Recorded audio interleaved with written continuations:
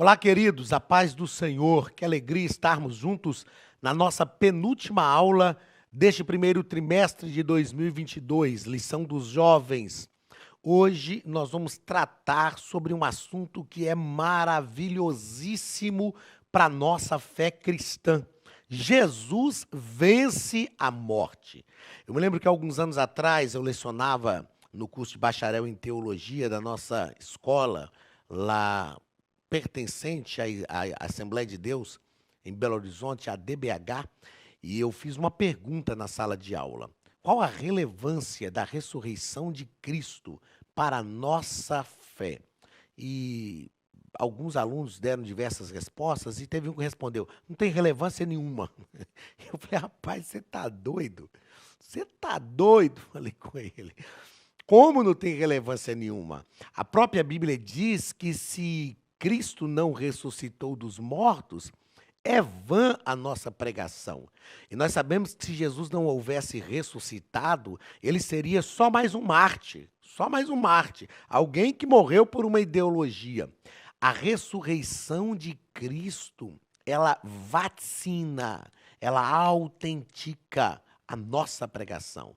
Depois, quando eu estava fazendo o curso de pós-graduação em teologia sistemática, nós estávamos discutindo sobre religiões exclusivistas, que é um problema, são religiões problemáticas.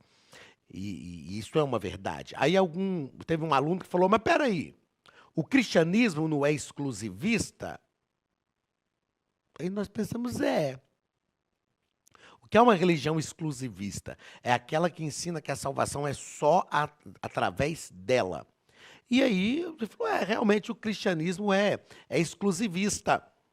E aí o pessoal começou a discutir: então nós temos que discutir o cristianismo. Eu falei: não, peraí. Eu lembro que eu falei: peraí, gente, peraí, vocês estão indo longe demais. Lá em Minas Gerais a gente fala assim: vocês, agora, lá no interior, né? Agora você saltou o córrego, que lá a gente fala córrego. Agora você saltou o córrego, porque, peraí, se você me apresentar qualquer outra religião que o fundador dela morreu, mas ressuscitou, está vivo para sempre e tem todo o poder nos céus e na terra, aí a gente pode começar a discutir o cristianismo em relação a essa religião. Caso contrário, gente, é até uma covardia com qualquer outra religião. O cristianismo, quando nós pensamos no cristianismo, não é que o cristianismo é exclusivista. É que o cristianismo é a religião verdadeira. O que é a religião? Tiago nos ensina.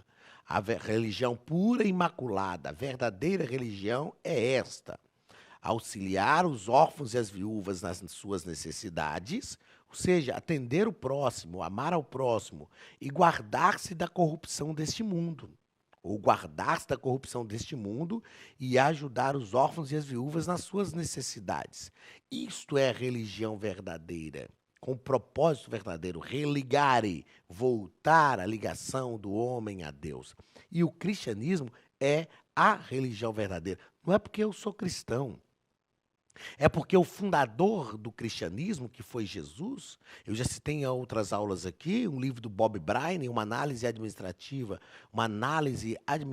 dos métodos de Jesus, né, uma análise dos métodos administrativos de Jesus. Esse é o nome do livro, do Bob Bryan. Jesus ressuscitou, está vivo para todo sempre, gente. Ele tem todo o poder no céu e da terra. Então, nenhuma outra religião, o fundador dela está vivo. O cristianismo, Jesus está vivo. E ele está vivo porque ele venceu a morte. Ele morreu em nosso lugar, mas ele ressuscitou, está vivo para sempre. Então, na aula de hoje, nós vamos tratar deste aspecto. Jesus venceu a morte. Que esta aula seja edificante para a tua vida e, sobretudo, que esta aula fale ao seu coração e te faça compreender que Jesus venceu a morte no meu e no seu lugar. Se ele venceu por nós, assim como assim como Deus ressuscitou a Cristo, ele também ressuscitará os nossos corpos mortais. Paulo fala sobre isso. Quando isto que é corruptível se revestir de incorruptibilidade, e isto que é mortal se revestir de imortalidade, então se cumprirá a palavra que está escrita: tragada foi a morte pela vitória. Aí nós poderemos dizer: onde está, ó morte, a tua vitória? Onde está, ó inferno, o teu aguilhão? Então Jesus venceu a morte por nós. Hoje a morte tem poder de ceifar a nossa vida momentaneamente, temporariamente, mas nós iremos ressuscitar para estar para sempre com o Senhor, sendo a morte o último inimigo a ser aniquilado, o último inimigo a ser enfrentado. Nós temos uma convicção e uma esperança que nos move. Jesus já venceu este inimigo por nós. Jesus já venceu a morte por nós. Nós só precisamos viver a vida de Cristo, porque ele morreu a nossa morte para vivermos sua vida. Tem um hino antigo que a gente cantava assim: pois morreu a nossa morte para vivermos sua vida, nos trouxe grande salvação. Então, embora eu não sou cantor, eu gosto de cantar. A verdade é essa: ele morreu a nossa morte para vivermos sua vida. Que esta seja a verdade de Cristo em nós, que vivamos a vida de Deus, porque ele já venceu a morte por nós. Amém? Vamos então à nossa 12ª lição. Dia 20 de março de 2022, Jesus vence a morte. O texto principal nos diz o seguinte: disse-lhe Jesus: não me detenhas, porque ainda não subi para meu Pai, mas vai para meus irmãos. Olha que forma linda de Jesus chamar os discípulos. Vai para meus irmãos e dize-lhes que eu subo para meu Pai e vosso Pai. É claro, se Jesus está chamando os discípulos de meus irmãos, e ele fala, o Senhor é o meu Pai, então ele é também o nosso Pai. É por isso que na oração sacerdotal, na oração, aliás, do Pai Nosso, ele ora dizendo: Pai nosso que estás no céu. Meu Pai e vosso Pai, meu Deus e vosso Deus. Resumo da lição. João descortina a revelação de Jesus como Deus e o que isso representa para nossa redenção. João vai descortinar, revelar isso, Jesus como Deus, e o que isso descortina para a nossa redenção. O que isso realmente descortina para a nossa redenção? Jesus, Deus se encarnou, veio viver entre nós para nos resgatar, a fim de que nós vivamos com ele. Ele morreu a nossa morte para vivermos sua vida. É a maior revelação, a maior declaração do amor de Deus para a humanidade. E é isso que nós precisamos entender e viver dia após dia da nossa história. O texto bíblico está em João capítulo 20, versículos 1 e 2, versículos 9, versículos 11 ao 14, versículos 16 e 17. E no primeiro dia da semana, Maria Madalena foi ao sepulcro de madrugada, sendo ainda escuro, e viu a pedra tirada do sepulcro. Correu, pois, e foi a Simão Pedro e a outro discípulo. Olha como João fala, está falando dele mesmo. Olha que singeleza, que simplicidade, que humildade. E foi a outro discípulo, a quem Jesus amava, e disse-lhes: levaram o Senhor do sepulcro, e não sabemos onde o puseram, porque ainda não sabiam a Escritura que diz que era necessário que ressuscitasse dos mortos. E Maria estava chorando fora, junto ao sepulcro. Estando ela, pois, chorando, abaixou-se para o sepulcro e viu 2 anjos vestidos de branco, assentados onde jazera o corpo de Jesus, uma à cabeceira e outro aos pés. E disseram-lhe eles, os anjos, disseram a Maria: mulher, por que choras? Ela lhes disse: porque levaram o meu Senhor e não sei onde o puseram. E tendo dito isto, voltou-se para trás e viu Jesus em pé, mas não sabia que era Jesus. Disse-lhe Jesus: Maria. Ela, voltando-se, disse-lhe: Rabone, que quer dizer mestre. Maria viu Jesus, não sabia que era, pensou que era um jardineiro. Mas quando ela escuta a voz de Jesus chamando o seu nome, é aquilo que Jesus disse que nós já estudamos aqui. Eu conheço as minhas ovelhas, e as minhas ovelhas conhecem a minha voz, ou seja, delas sou conhecido. Disse-lhe Jesus: não me detenhas, porque ainda não subi para meu Pai, mas vai para meus irmãos e diz-lhes que eu subo para meu Pai e vosso Pai, meu Deus e vosso Deus. Queridos, a Academia de Pregadores tem um recado importante para vocês. Olá, queridos alunos e alunas da Academia de Pregadores, que bom ter você conosco neste momento tão especial. Estamos aqui para apresentar a nova plataforma da Academia de Pregadores, que foi construída ao longo dos últimos meses com muito carinho, um grande investimento, para levar até você não somente um conteúdo de excelência, mas também tecnologia de ponta. Veja comigo.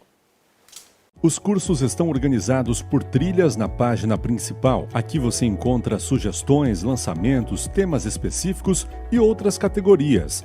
No final da página tem uma trilha com todos os cursos. Após começar os seus estudos, a primeira trilha será Continuar assistindo, que mostra somente os cursos iniciados por você. Sobre a capa do curso consta o número de aulas, a carga horária e um botão para adicionar aos favoritos.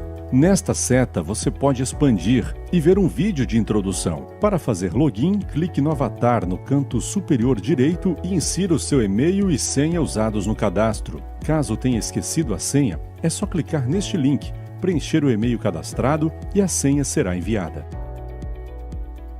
No canto superior esquerdo fica o novo menu do portal. Ao abrir um curso pela primeira vez, você vê as informações do curso e do professor. E na lateral, ou logo abaixo, se for no celular, está a lista de módulos e aulas.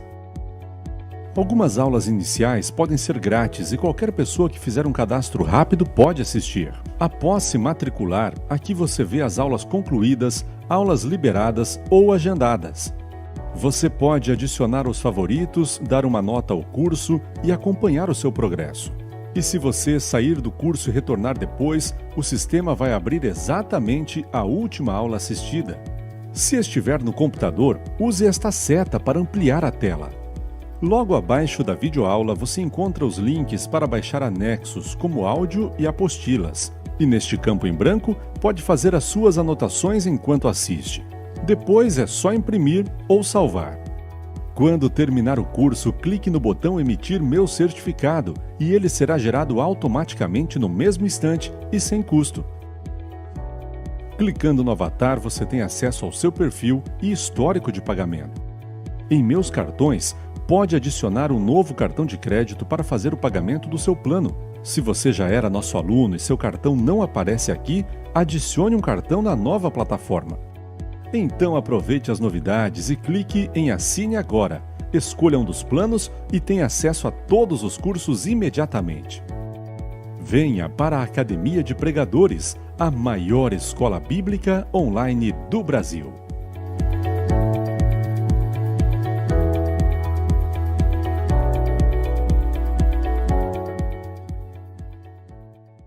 Vamos aos comentários da nossa lição.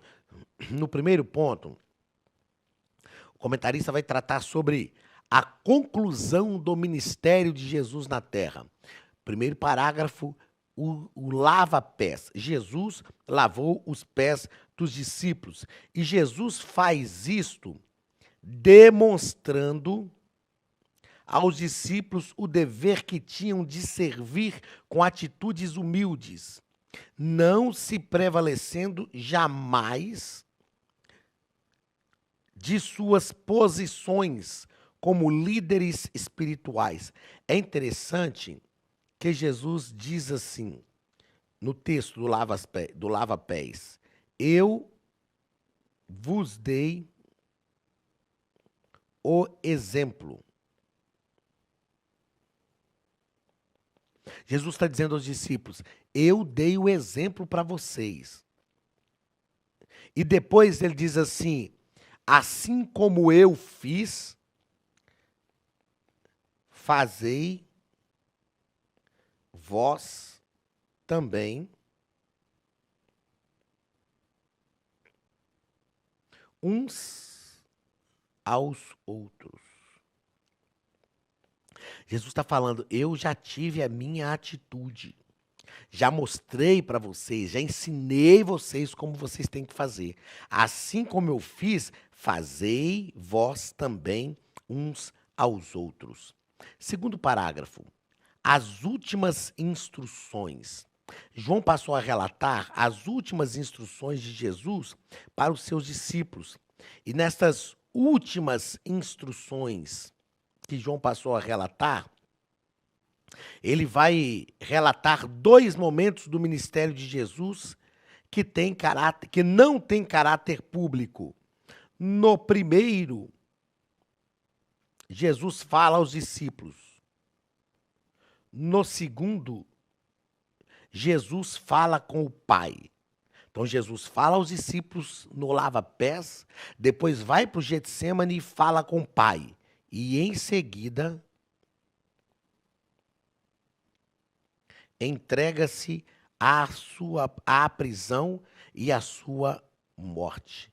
Então, estes passos dos momentos finais da vida de Jesus são muito importantes para nós compreendermos. Jesus falou aos discípulos, Jesus falou ao Pai e depois Jesus se entregou. Ele cumpriu a sua missão. Ou seja, ele sabia que o momento era chegado, que o tempo era chegado, que estava na hora realmente de se entregar à morte. E embora Pedro não entendeu isso, os discípulos não entenderam, mas Jesus sabia totalmente do cumprimento da sua missão. Terceiro parágrafo, o papel do Espírito Santo. João vai fazer um relato doutrinário e ele vai falar sobre o papel do Espírito Santo. João fala isso, João descreve isso, né? Jesus diz, o Espírito da verdade, que o mundo não conhece, nem pode conhecer, mas vós o conheceis, porque habita convosco e estará em vós. João capítulo 14. O Espírito da verdade não apenas habitaria com os discípulos, mas habitaria neles, estaria dentro deles, o que se cumpriu após a ressurreição de Cristo. Então, trata-se de uma morada permanente em todos os regenerados, uma morada permanente em todos os regenerados. O Espírito Santo tem a missão de nos ensinar todas as coisas pertinentes ao reino de Deus. Jesus diz, ele vos ensinará todas as coisas, vos fará lembrar daquilo que eu vos tenho dito. Ele testifica de Cristo, ele glorifica a Cristo, é dele o exclusivo papel de convencer o mundo do pecado, da justiça e do juízo. Ou seja, não há alguém como salvo por um mero sentimento mental da doutrina cristã. Precisa haver uma obra do Espírito Santo. Eu ensino, que nós não temos mérito algum na salvação, porque foi Deus quem proveu a salvação. Cristo veio para consumar a nossa salvação. E o Espírito Santo é quem nos convence do pecado, da justiça e do juízo. Sem a ação do Espírito Santo, nós não conseguiríamos alcançar a salvação. Eu não tenho mérito sequer de dizer que eu levantei as minhas mãos recebendo a Cristo como Salvador. Não. Eu só fiz isso porque Jesus morreu, porque Deus projetou o plano, Jesus morreu em meu lugar e o Espírito Santo revelou a salvação. Então, o mérito é todo de Deus. É claro que nós damos uma resposta positiva a isso. É claro que nós damos essa resposta positiva, porque recebemos a revelação. Segundo ponto, a prisão e crucificação de Jesus. Primeiro parágrafo, é chegada a hora. Jesus faz aqui o que nós chamamos de oração sacerdotal. Oração sacerdotal. João capítulo 17. Jesus faz a oração sacerdotal. É uma intercessão que Jesus faz pelos discípulos. Jesus sabia que eles iriam enfrentar situações difíceis. Jesus sabia que eles iriam passar por desânimos. E ele ora ao Pai, pedindo que o Pai guardasse os discípulos, em favor dos discípulos. Segundo parágrafo, no Getsemane. Jesus estava no Getsemane. A palavra Getsemane significa lugar de prensa. Um lugar da opressão. Diferente de Adão, que estava no Éden, que significa lugar de delícias, e não se submeteu inteiramente à vontade do Pai, no Getsemane, lugar de prensa. Mesmo sendo prensado, Jesus orou ao Pai e disse, se possível, passa de mim esse cálice.